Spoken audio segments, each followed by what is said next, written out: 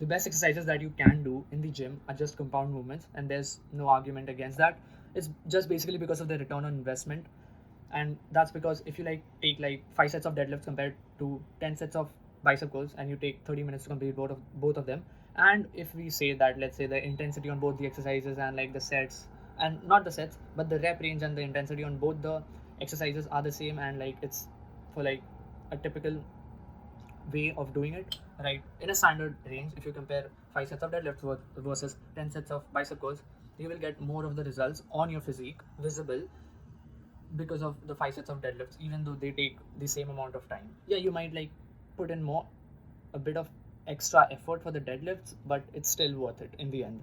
So why does this actually help you? Now, this does not mean that you will just remove the smaller group muscle group exercises from your routine, and you just don't need to do bicep curls ever, and there's no need to like train small parts of your body. It's just something that's unnecessary. That's not the case. You can still like train those parts of your physique to like, maybe like make your weak parts stronger that are very weak, so you need to like specifically train them.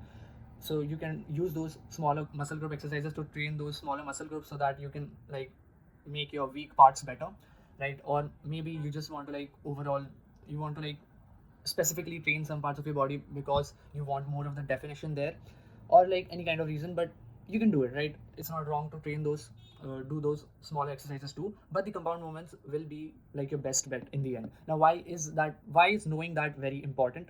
Because it can help you a lot in your fitness journey. So first of all, I feel like the first point is about the size. So when like a beginner just joins the gym, what does like he actually think of? So basically, he just wants to go to the gym so that he can get more girls. So what will he actually do? He will mostly think that you need more of arm exercises, right? And therefore, he will just to increase the size of his arms to make them a lot bigger than they are right now, and just because he wants to impress the girls, what he will do is just keep on doing bicep curls, tricep extensions, bicep curls again, and then tricep extensions, and then bicep curls. Like literally, that's mostly just what a beginner does when he goes to the gym, and that is not actually like the right way to do it. Yes, you will still get like a lot of progress on your arms because of doing those exercises, and you will be able to impress the girls, whatever. But if you wanted to do it in a better way and actually get more size in your arms and in your overall physique, then you would not actually do it that way, right? So your best bet would be to like do more of compound movements like bench press and deadlift. And these compound movements, since they train like your entire body, they will not only just train like your chest and back, they will also train your arms, and therefore your arm size will actually increase a lot on these exercises compared to just doing bicep curls and tricep extensions.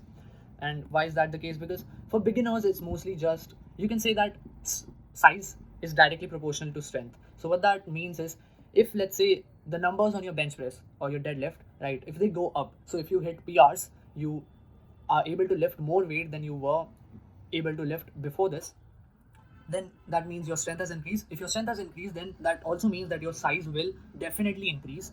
And it now at a professional level, at an advanced level, you can say, compared to like professional bodybuilders versus professional powerlifters, you can say that's not always the case. Some powerlifters are smaller in size compared to bodybuilders, but they are still able to lift more weight compared to those bodybuilders, and that's true. But it's different at an advanced level.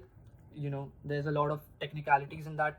But at the basic level, if you're just a beginner and you just want to impress the ladies and you want the arm size, it's better to just go for the compound movement. So first, like actually hit the bench press, deadlift, and do like a good number of sets of them, at least like 4 5, and go heavy on them. Like excluding the warm up sets, you can say for at least 4 5 sets, and then later on, when you still have the time at the end of the workout, you can add the bicep curls and the tricep extensions. This will actually help you to increase your arm size more compared to just doing like bicep curls and tricep extensions all the time. And the second point here is about progress.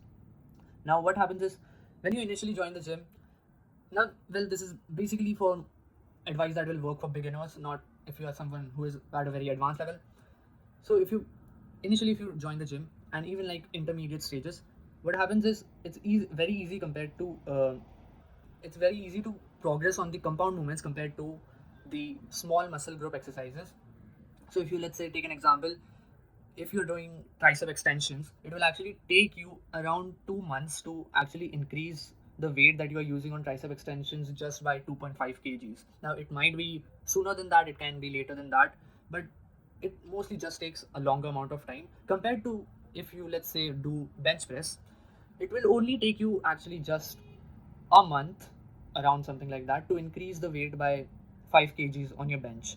And that's not always true. It can be like because of genetics too, and a lot of other factors, because if your diet is good or not, and if your sleep is proper or not, and you're training regularly or not.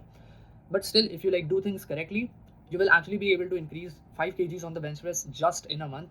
So why is that important? Because at the end of the day, if like a beginner goes to the gym, it's mostly the motivation. Actually, when initially I went to the gym, the motivation actually comes from lifting more weight, not actually doing more reps. So on the tricep extensions example, right, you can maybe um, do more reps of tricep extensions, but it will still be like, it will not be that much of a motivating factor for you. So you might not, train that hard, you might not focus on your diet that much, and you might not have like a good sleep schedule. But since if you do the bench press, you can progress faster, you can increase the weight faster, so that you kind of have an idea that at the end of the month, I can actually increase the weight that I'm using on bench press by 5 kgs. So since it's so motivating for you, right, that you have this goal to hit at the end of the month, you will actually be able to stick to the diet that you are having. You can actually have like a good sleep schedule, and you can also train regularly, because since that motivation is there in the back of your brain, so you will always be more motivated to like do things correctly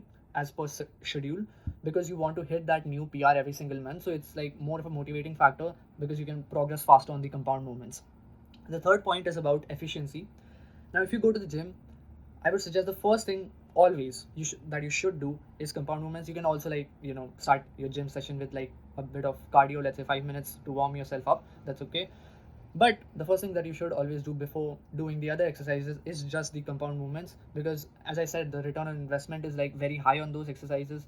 So if you do the compound movements first, what you should do is like bench press, deadlift, or squats, or you can like go for the body weight alternatives too, like push-ups, pull-ups, body weight squats. So first, you should at least do like 4 to 5 sets of those compound movements first, excluding the warm-up reps, and then actually start with like the rest of your workout if you want to have something else for like to train the weaker parts of your body and accessory exercises. But first, like start with the compound movements, because most of your progress will just come from the bench press, the deadlift, and the squat. Like the basic movements, if you just keep doing them and keep increasing the weight progressively, overloading them over time, more like 80% of your entire physique will literally just be built because of those compound movements, and the remaining 20% will be because of the other exercises that you do. So like your best bet is the compound movements always. And also, let's say if on some days if you have less time for the gym, a smarter way to do it would be not to like do your entire workout, because you might think that okay, I will do like a short gym session, right? So let's say you train for like normally 1 hour, but on a specific day you just have half an hour to train. So what you think about doing is like, let's do less amounts of sets of every single exercise that I do. But that's not really a good idea. What would be actually better is just skip the small movements that you are doing and just do the compound movements. So don't do it like, if you have like a push day and you are going to do 5 sets of bench press, 3 sets of lateral raises, and 2 sets of tricep extensions.